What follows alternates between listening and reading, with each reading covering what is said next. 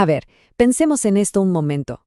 ¿Cómo es posible que una persona, un ser finito, pueda llegar a conocer a un creador que es, por definición, infinito e invisible? Esta es, sin duda, una de las preguntas más profundas y antiguas de la teología, y nos desafía a explorar los verdaderos límites de nuestro entendimiento y la naturaleza misma de lo que llamamos revelación. Miren esta pregunta, que resuena desde las páginas antiquísimas del libro de Job, captura el dilema central a la perfección. ¿Podemos nosotros, con nuestra razón, con nuestra mente limitada, realmente alcanzar los secretos del universo? ¿O necesitamos que el Creador mismo se nos revele? Para explorar esta idea a fondo, vamos a seguir un recorrido de 5 etapas. Primero, nos vamos a sumergir en esa pregunta que lo inicia todo. Luego, buscaremos las huellas de la revelación en el mundo que nos rodea.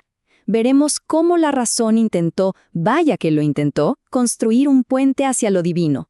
Analizaremos el intenso debate filosófico que esto provocó y al final vamos a decantar cuál es el verdadero valor y los límites de este tipo de conocimiento. Ok, empecemos por el problema de fondo. La teología lo plantea de una forma muy interesante. Si Dios está, por naturaleza, oculto a nosotros, lo que se conoce como un Deus absconditus, entonces la única manera de conocerlo es que Él mismo tome la iniciativa, que decida darse a conocer y se convierta en un Deus revelatus, o sea, un Dios revelado. Y aquí llegamos a una idea potentísima. Como lo dice el teólogo J. Gresham Machen, si pudiéramos descubrir a Dios por nuestra propia cuenta, con nuestro propio esfuerzo, ¿qué pasaría? Pues lo reduciríamos a un simple objeto de estudio, algo que ponemos bajo un microscopio. Desde esta perspectiva, el conocimiento de Dios no puede ser un logro humano, tiene que ser un acto de gracia, una iniciativa que viene del otro lado. Bien, entonces, si Dios es quien toma la iniciativa, la pregunta es, ¿cómo lo hace? Bueno, la teología clásica describe 2 formas principales en las que Dios se da a conocer. Se habla de 2 caminos, 2 grandes vías, la revelación general y la revelación especial. La general es, como su nombre lo indica, para todos. Es ese conocimiento que está al alcance de cualquier persona, en cualquier época, simplemente observando la naturaleza, la historia o incluso nuestra propia conciencia. La especial, en cambio, es, bueno, especial. Se refiere a momentos muy concretos, a una revelación directa a través de las Escrituras o de la figura de Jesucristo. Vamos a enfocarnos primero en esa revelación que está, por así decirlo, abierta para todos. Esta revelación general, este conocimiento universal, deja sus huellas en 3 lugares clave. Primero, en la creación, o sea, en el universo. Segundo, en nuestra propia constitución humana, en lo que somos. Y tercero, en la historia, en el fluir de los acontecimientos del mundo. El primer testimonio, quizás el más obvio, lo encontramos en la inmensidad de la creación. La famosa analogía del relojero lo ilustra de maravilla. Si encontramos un reloj complejo en medio de la nada, no pensamos que apareció por arte de magia, ¿verdad? Asumimos que hubo un relojero. De la misma manera, la increíble complejidad y el orden del universo parecen insinuar, casi gritar, que hay un diseñador detrás de todo. En segundo lugar, el reflejo no está afuera, sino adentro, en nuestra propia humanidad.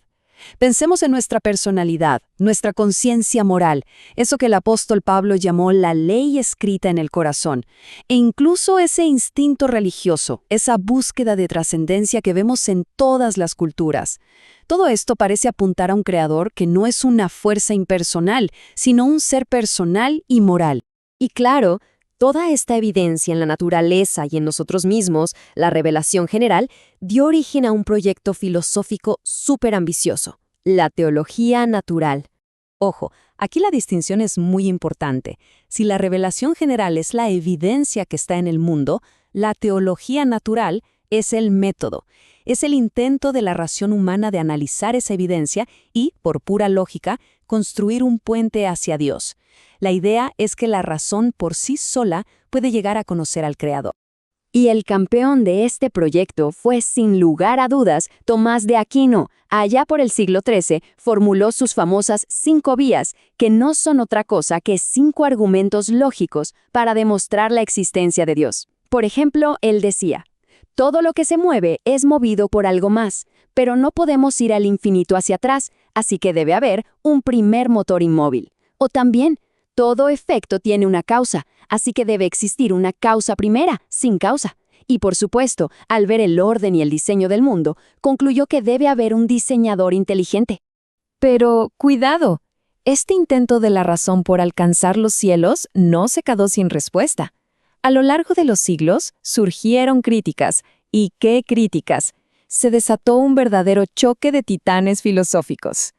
Unos siglos después, en el 18, el escéptico David Hume lanzó un torpedo directo a la línea de flotación de los argumentos de Aquino. Hume dijo algo como, a ver, un momento, ¿estamos seguros de que la causa y efecto es una ley del universo?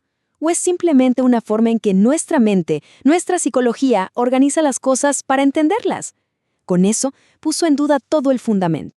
Y poco después, Immanuel Kant le dio otra vuelta de tuerca. Él propuso que la razón humana es el árbitro final de la verdad. Punto. Esto fue una revolución porque liberó a la razón de cualquier autoridad externa, ya sea la Iglesia o la Biblia. El ser humano y su capacidad de razonar se pusieron de repente en el centro del universo del conocimiento. Y ya en el siglo XX, el teólogo Karl Barth lanzó una crítica, pero no desde el escepticismo, sino desde la fe misma. Para Barth, todo este esfuerzo de la teología natural era un camino equivocado de raíz. ¿Por qué? Porque según él, devalúa el rol único y central de Cristo como la revelación definitiva de Dios. Él sostenía que el verdadero conocimiento de Dios, el que salva, solo se puede encontrar en esa revelación especial. Después de este debate tan intenso, la pregunta es inevitable. ¿Qué valor le queda a la revelación general? ¿Sirve de algo este conocimiento que podemos obtener a través de la naturaleza y la razón? Y esto nos lleva a una pregunta súper crucial. Pensemos en alguien que nunca ha escuchado el Evangelio, pero que intenta vivir una vida recta, siguiendo la luz de su propia conciencia. ¿Es eso suficiente para la salvación? Bueno, desde esta perspectiva teológica, la respuesta es un no categórico. Se dice que la revelación general es suficiente para algo muy concreto, para que nadie tenga excusa, para que nadie pueda decir a mí nadie me dijo nada. Pero, y este es el punto clave, es insuficiente para salvar. La razón, según argumenta la Biblia, es que nadie, absolutamente nadie, logra vivir perfectamente de acuerdo a esa luz interior, por cuanto todos pecaron. El teólogo Juan Calvino usó una metáfora increíble para explicar esto. Decía que la humanidad, en su estado actual, es como alguien con muy mala vista intentando leer un libro. Puede ver que hay letras, pero todo está borroso. Necesita unos anteojos, y esos anteojos son la fe, la revelación especial, para poder leer e interpretar correctamente lo que ve en la creación. Entonces, si no salva, ¿qué valor le queda? Pues un valor fundamental. Primero, proporciona una base común para la ley moral y la ética en la sociedad. Segundo, crea un punto de contacto, prepara la mente de las personas, les da un concepto previo de Dios, haciendo que el Evangelio no suene como algo totalmente de otro planeta. Y muy importante, demuestra que la fe cristiana no es un salto ciego en la oscuridad, sino que puede tener un fundamento en la razón. Quizás la mejor forma de resumir todo esto la da el teólogo Cat Henry. Razón y fe no son enemigas, para nada, más bien se necesitan mutuamente. Una fe sin la brújula de la razón puede terminar en superstición, y una razón sin la apertura a la fe a menudo acaba en un callejón sin salida, en el escepticismo puro. Y con esto cerramos nuestra reflexión. Si hemos visto que la razón por sí misma no es suficiente, pero que la fe es indispensable, la gran pregunta que queda flotando en el aire es ¿dónde? ¿En qué punto del camino se encuentran la razón y la fe y se dan la mano?